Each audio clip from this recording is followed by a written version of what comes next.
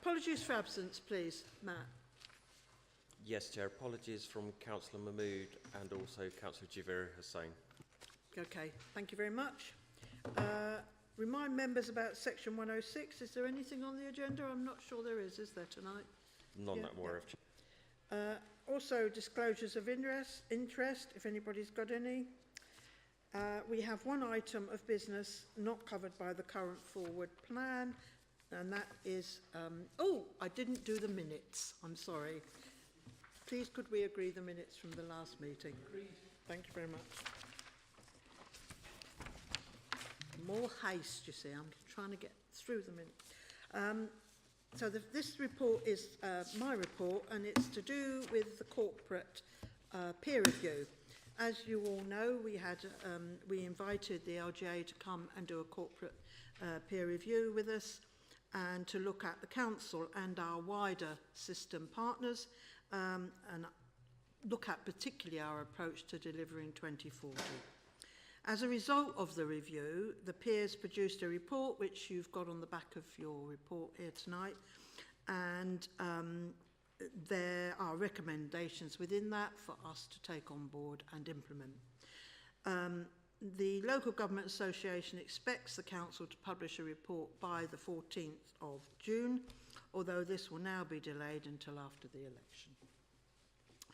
The action plan detailing how we will deliver on the recommendations will be presented to the Executive on the 22nd of July in advance of the required deadline of the 14th of August. Please note that there is an error in the Executive report on point 14. It should read, over 4 days, 250, not 155 as stated. Council staff and partners took part in the corporate challenge and provided evidence across 63, not 60 as stated, meetings that helped form the recommendations in the report. Executive were asked to adopt the LGA Corporate Peer Challenge report and to express our thanks to the peers and the LGA for their time and support, and we look forward to implementing the recommendations and use whatever learning comes from that report for the future in our vision for 2040. So I would endeavour to answer any questions anybody may have. No questions? Are we happy to agree the recommendation? Oh, sorry, Jarvis. Thank you. I welcome this report. I think we had such a strong team, and I want to put a record that thanks to everybody who participated. 250 plus officers in 4 days is a mammoth task, and also we were very privileged to have a very, very strong team, and I think I would also like to express thanks to Robin and his team for arranging that for us, because there was a lot of work. These things don't just happen they don't just happen, they take a lot of work and effort, and I want to acknowledge the hard work that everybody put in. Thank you. Thank you. Can we minute thanks, please, Matt? Thank you very much. Everybody okay with the report? Thank you very much. References, we've no references from committees or other bodies, no recommendations from scrutiny, and no petitions this evening. The next item is from Children's, Families and Education Services, and I will move this tonight as Javeri is not with us. This is the accountability statement that forms part of the wider set of reforms introduced in the Skills and Jobs White Paper to transform the skills system so it better supports young people and adults to develop their skills to get a good job and ensure the clearer focus on the delivery of outcomes. It sets out what providers will do in return for the Department of Education's funding investment and must be submitted to the DFE by the 30th of June. The statement allows adult learning providers to focus on what and how they intend to deliver to support local, regional and national trends. The accountability statement is for the academic year of the 1st of August 2024 to the 31st of July 2025, and Luton Adult Learning have identified the 5 strategic aims that they have been set by the Council in order to contribute to the 2040 vision. and explained how the delivery of their adult learning provision will achieve these aims whilst contributing to regional and national needs. The strategic aims are ensuring that residents take advantage of their level 2 and 3 entitlement, better equipping residents of all ages to get jobs, working effectively with partner organisations to ensure that the town's most vulnerable residents are safe and supported, working effectively with partner educational organisations to ensure that learners have a seamless skills pathway, and finally, supporting residents' health and well-being.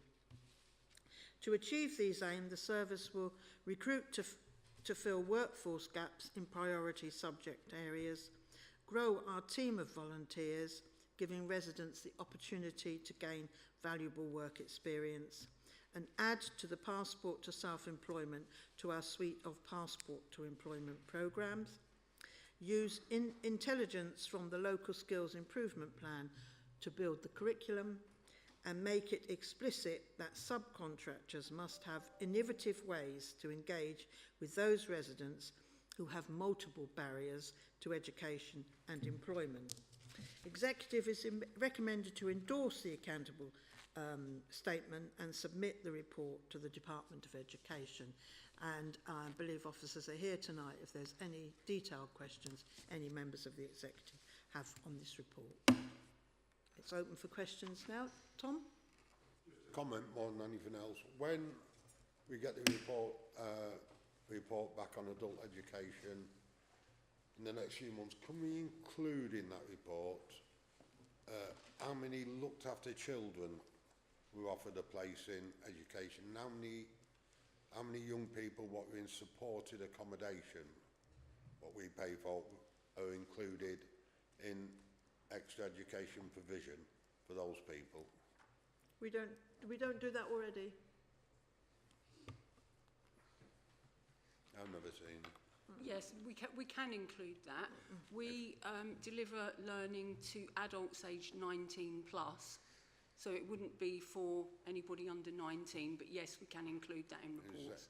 Most of the people in supported accommodation are 18 plus anyway, so if we can include those figures, yeah. So we can see how close we're working with the organisations what run supported living in Luton. Yeah, and we can run reports year on year to see how we're doing in comparison. It'd be very handy, thank you. Thank you. Rob? Yeah, thank you, Chair. Really just reassurance really over the red flag about 30th of June, because it also says in the, when I read your finance bit, it talks about an accountability statement needs to be uploaded to our adult learning website and shared with the Educating and Skills funding by the 30th of June, or you could lose the funding. So I just want reassurance around this figure of 30th of June, or state of 30th of June, if we're okay with it, really meeting it. Yeah, if it's agreed this evening, then we can upload it straight away tomorrow. If it's not agreed, then we've got time to make amendments by the 30th of June. Okay, Rob? Yeah. Anybody else? Are we happy to agree the accountability statement? Thank you very much. Thank you. And the next report is item 9, and it's over to Rob. This is the Household Support Fund. Just want to talk a little bit about the current scheme. Funding has been provided by the Department of Works and Pensions since 2020. It's subject to various restrictions and reporting requirements. The paper sets out the intended use of the grant for period 1, 1st of April 2024 to 30th September 2024, detailing an approach which will maximise the allocation of funds to the residents while mitigating against any financial risk to the authority.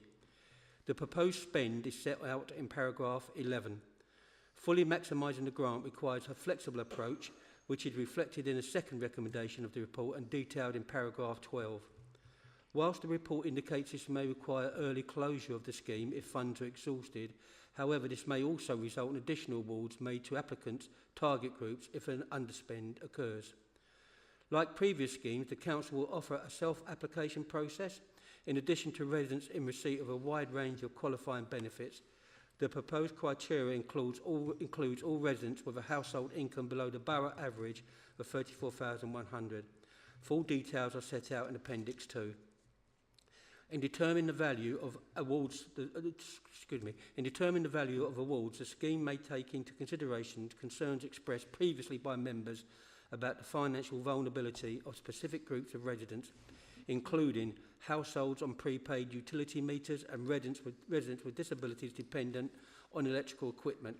Higher value awards will be made to households experiencing these pressures. The support will typically be provided in the form of vouchers, supermarket, utility, to minimise the risk of fraud, administration costs and to minimise the time taken to process application and awards. Residents without internet access will be able to make applications to the above phone. Previous scheme, the paper also provides an overview of the successful delivery of the household support scheme that operated between April 23 and March 24, providing support to over 15,000 households, 80% of which have children.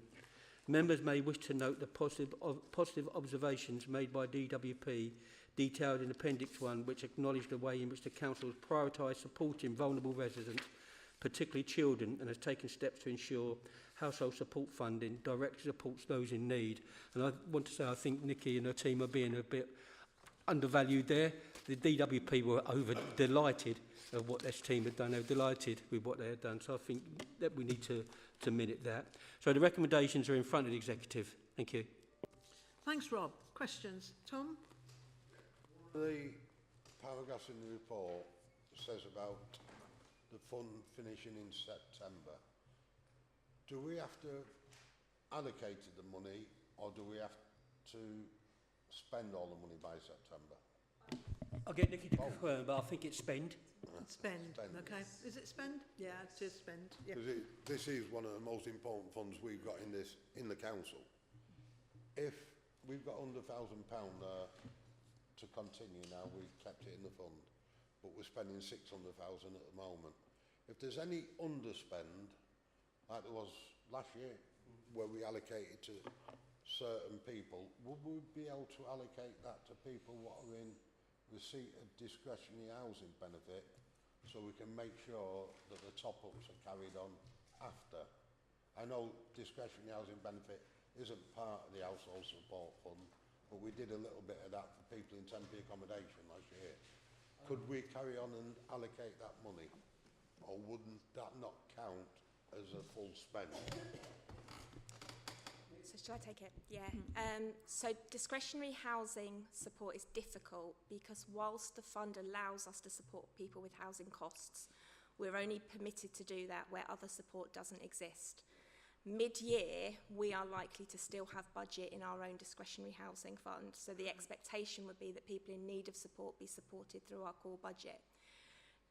With the underspend that existed, and I'll use the word underspend cautiously because we did spend it, where we reallocated last year, we were talking about March, and at the beginning of March, our own DHP support fund was exhausted, so we were able to identify additional funds to support additional residents. So the honest answer is probably no. What we can be, though, is very mindful in terms of planning in advance how we're going to utilise that. And utilise it in such a way that it supports those where we know vulnerability exists as best we can. It's an extreme limitation of the fund. It is extremely important that whoever the new government is, they give not just a 6-month extension to September, that this fund is kept in place permanently for a while. And that doesn't matter who it is. I'm not going to go on about anyone. It's the most important fund to this council for helping the most vulnerable in Luton. So any government needs to extend it. Okay. Rob?